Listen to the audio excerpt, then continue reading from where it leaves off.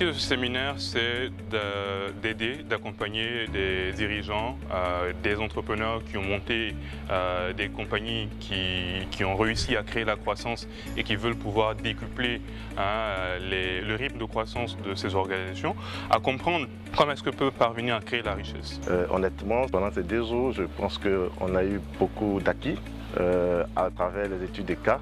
Le professeur a pu nous montrer comment est-ce qu'on peut susciter des idées à l'intérieur de l'entreprise à partir de nos collaborateurs. Comment est-ce qu'on peut transformer ces idées-là en opportunités d'affaires.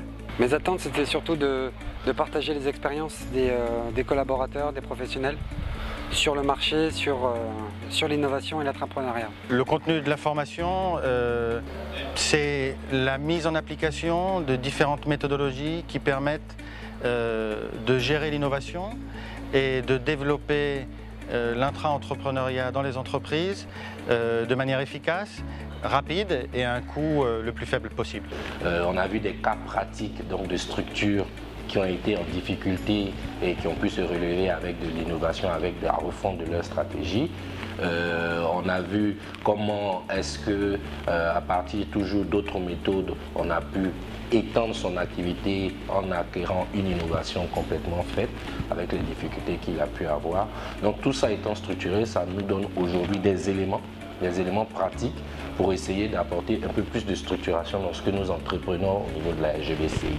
Le contenu du programme est divisé en plusieurs méthodes, la méthode du cas, la méthode de l'interaction avec les participants et aussi du passage de connaissances théoriques. L'avantage de la méthode des cas, c'est de pouvoir travailler de façon collaborative et innovante avec des dirigeants. Notre méthodologie n'est pas de donner la connaissance, mais il s'agit de, à travers un processus de facilitation mené par des professeurs qui sont des professeurs experts, d'aider des dirigeants qui ont déjà un certain nombre de pratiques qui sont bonnes, à les faire ressortir, à faire des contributions, des discussions pour enrichir la conversation et créer en fait la connaissance. Donc partir de l'idée de plusieurs personnes comme sur une ligne d'assemblage et puis arriver à partir de là à créer la connaissance qui soit utile pour eux. C'est un processus très participatif qui permet de forcer l'interaction de chacun d'entre eux pour que, au sortir de la session, ils aient déjà eu le temps de réfléchir eux-mêmes sur qu'est-ce qui est faisable et qu'est-ce qui n'est pas faisable dans leur organisation, et c'est quelque chose qui est vraiment prêt à être mis à utilisation. En réalité, au lieu de rester seulement sur la définition, on est allé à fond du sujet. Et je suis allé personnellement dans le fond. Non seulement au lieu de m'attarder sur les définitions, je suis allé dans le fond. J'ai compris le concept, j'ai essayé de comprendre à fond qu'est-ce qu'il fallait faire, toute la conception, toute la démarche, et réellement toute l'implémentation au sein de mon entreprise, mais également toute l'ouverture vers les ressources internes, vers les ressources partenaires, vers mes clients. Ça, c'est vraiment extraordinaire.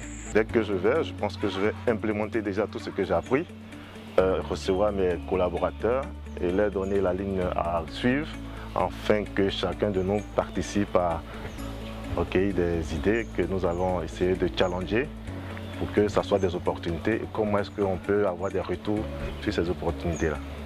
Je vais lâcher le guidon. Parce qu'il y a une très bonne ressource au sein de mon entreprise, donc j'ai sous-estimé complètement la capacité. Parfois, je leur donne le pouvoir, mais je pense que je n'en donne pas suffisamment. Là, ils ont véritablement le pouvoir, d'une part. D'autre part, ce qui va véritablement changer, c'est que moi, je vais prendre du recul et donner à d'autres personnes d'accélérer, tout en regardant avec eux le cadran.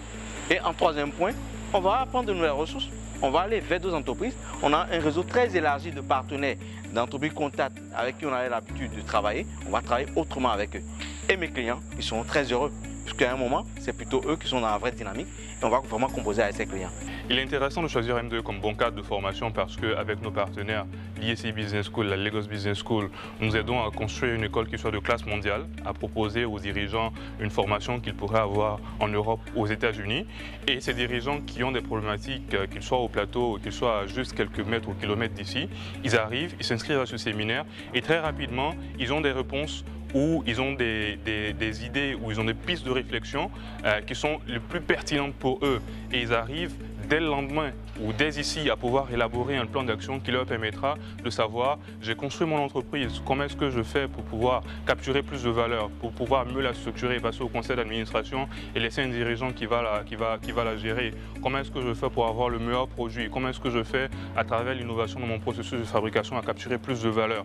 Et je parlais tout à l'heure avec un entrepreneur qui est très régulier à nos formations et il est très confiant que dès ici, il peut arriver à répondre à sa problématique qui est de savoir comment est-ce que j'arrive à pouvoir trouver une nouvelle passion après avoir fait plus de 20 ans à construire une entreprise, comment est-ce que je crée davantage de richesses avec une nouvelle orientation de mon activité. Et c'est cela l'avantage de M2 Business School, avoir une formation de classe mondiale ici à Abidjan, très proche de chez eux.